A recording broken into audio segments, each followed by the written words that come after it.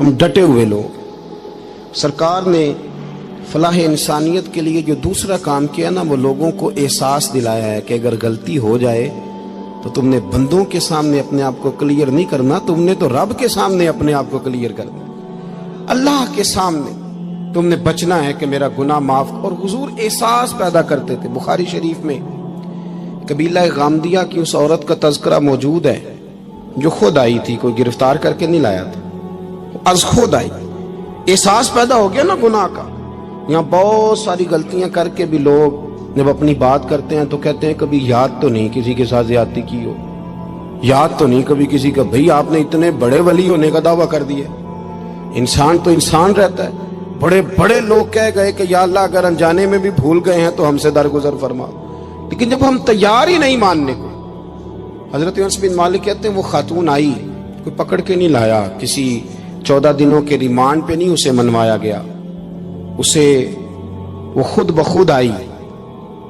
اور کریم محبوب علیہ السلام کے سامنے جب وہ کھڑی ہوئی تو اتنے درد سے میں نے کم لوگ روتے دیکھے ہیں جس درد سے وہ روئی. عرض کرنے لگی حضور میں غلطی کر بیٹھی ہوں، مجھ سے زنا ہو گیا، مجھے پاک کر دے. تو محبوب کریم علیہ السلام نے فرمایا تو کیسے ثابت کرے گی تو نے گناہ کیا؟ یعنی مجرم کو ثابت کرنا پڑ رہا ہے کہ میں گناہ گار. یہ وہ کمال ہے کہ انسانوں کو احساس ہونے لگے کہ یہاں ہم غلط ہیں. جب اعتراف جرم ہوتا ہے، جب بیماری کی تشخیص ہوتی ہے تو پھر اس کا علاج بھی ہو جاتا ہے. حضرت انس بن مالک کہتے ہیں وہ عرض کرنے لگی حضور میرے پیٹ میں ناجائز بچہ ہے. حضور نے فرمایا جا جب بچہ پیدا ہو تو پھر آنا. وہ 8 ماہ کے بعد آئی تو اس کی گود میں پھول سا بچہ تھا. حضور نے فرمایا واپس جا، جب روٹی کھانے لگ جائے تو پھر آنا. وہ 2 سال 2.25 سال دودھ پلاتی رہی. پھر جب آئی تو بچے کے ہاتھ میں روٹی کا ٹکڑا تھا. کریم محبوب صلی اللہ تعالی علیہ وسلم سے آ کے جب اس نے بات کی تو وہ درد سے روئی، کہنے لگی یا رسول اللہ 3 سال ہونے کو ہیں، میں نے گناہ کیا ہے، میں ساری رات سو نہیں پاتی. حضور تڑپتی، اگر اس حال میں مر گئی تو اپنے رب کو کیا منہ دکھاؤں، مجھے پاک کر دے، میرے حال پہ رحم فرمائے. محبوب کریم صلی اللہ علیہ وسلم نے بچہ ایک صحابی کو دیا، فرمایا بچوں کی طرح پالنا، اور کہا اسے لے جاؤ، پتھر مار مار کے اسے سنسار کر دو. صحابہ کہتے ہیں اسے پتھر لگ رہے تھے اور حضور بے-چینی کے ساتھ ٹہل رہے تھے. آ کے خبر دی حضور وہ تو وصال کر گئی، انتقال ہو گیا. فرمایا یہاں تک تو بات اس کی تھی. حضرت انس بن مالک کہتے اب محبوب کریم نے صحابیات سے فرمایا اسے غسل دو، کفن پہناؤ، جنازہ تیار ہو جائے تو مجھے خبر کرنا.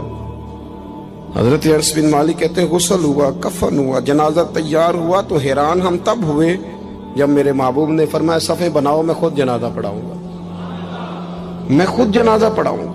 اور سرکار نے جنازہ پڑھایا تو ایک شخص کی زبان سے نکلا حضور اس ملعون کا معاذ اللہ جنازہ جس نے ناجائز بچہ جنا، اس کے لیے آپ دعا کر رہے ہیں، جنازہ پڑھا. حضور فرمانے لگے خاموش ہو جاؤ، تم نے گناہ دیکھا ہے، اس کا احساس نہیں دیکھا. تم نے غلطی دیکھی ہے لیکن اس کی توبہ کا انداز نہیں دیکھا. اور صاحب کنز العمال نے یہ لفظ نقل کیے ہیں کہ کریم محبوب فرمانے لگے اس نے تو ایسی شاندار توبہ کی ہے کہ اگر میں اپنی ساری امت میں بانٹ دوں تو اللہ سب کی مغفرت فرما دے گا. احساس جب پیدا ہو جاتا ہے نا اپنے دل کے اندر کہ یہاں میں غلط ہوں. ان العبد اذا اعترف ثم تاب تاب اللہ علیہ او کما قال نبی صلی اللہ علیہ وسلم، رواہ مشکات. حضور نے فرمایا جب کوئی بندہ کہتا ہے نا اللہ میں بھول گیا تھا اور پھر وہ توبہ کرتا ہے تو رب اس کی توبہ کو فوراً ہی قبول فرما لیتا ہے. پہلی بات یہ کہ عقائد کو مضبوط رکھیں، مضبوط عقائد. اور یہ جو آج کل ایک اور ماحول چل رہا ہے، کو تھوڑا ادھر کو تھوڑا ادھر، عقائد وہی درست ہیں جن کی تشریح شیخ عبدالحق محدث دہلوی نے فرمائی. عقائد وہی درست ہیں جن کی بابت حضرت مجدد الفسانی لکھ گئے، اور ان سب کو اگر کھلا کر کے بیان کیا تو امام احمد رضا فاضل بریلوی نے بیان کیا. انہی بزرگوں کی باتوں کو کھول کر ہمارے سامنے رکھا. مضبوط عقائد کی زندگی گزاریں. اور دوسری بات اگر کبھی کوئی غلطی ہو جائے پھر اس کا احساس پیدا کریں، پھر اس سے توبہ کریں. تیسری بات جو فلاح انسانیت کے لیے بڑی ضروری ہے وہ یہ ہے کہ تھوڑا احساس پیدا کریں دوسروں کا. میری زندگی میری ذات سے شروع ہوتی ہے.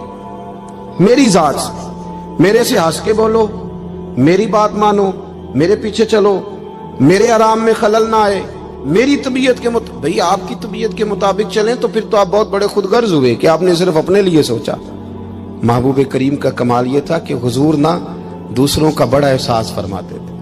آپ بخاری مسلم کی وہ حدیث پڑھیں تو حیران ہو جائیں کہ سرکار فرماتے ہیں میں جب نماز کی نیت باندھتا ہوں تو میرا دل کرتا ہے میں لمبی نماز پڑھاؤں، جب میرا کسی کام کرنے کو دل کرے تو پھر میں ساری دنیا کچلنی پڑے تو میں کر جاتا ہوں، لیکن حضور فرمانے لگے کہ میرا دل کرتا ہے میں لمبی نماز پڑھاؤں، لیکن پھر میرا خیال آتا ہے کہ پیچھے بوڑھے بھی ہیں، بیمار بھی ہیں، بچے بھی ہیں۔ یا رسول اللہ نماز اللہ کی اور خیال بندوں کا؟ فرمایا میں بوڑھوں، بیماروں اور بچوں کا خیال کرتے ہوئے اللہ کی نماز کو مختصر کر دیتا ہوں۔ احساس جب طبیعت ہمارے ہاں نا تیزی کے ساتھ احساس ختم ہوا ہے، تیزی کے ساتھ ہم نے اتنی نفی شروع کی۔ ہمارے تو اہل تصوف میں الا ماشاءاللہ اب تربیت کا طریقہ یہ ہے کہ صرف میں ہوں، میرے سوا کوئی بھی نہیں، حالانکہ طریقت تو اس کا نام تھا کہ میں نہیں باقی سارے ہی ہیں۔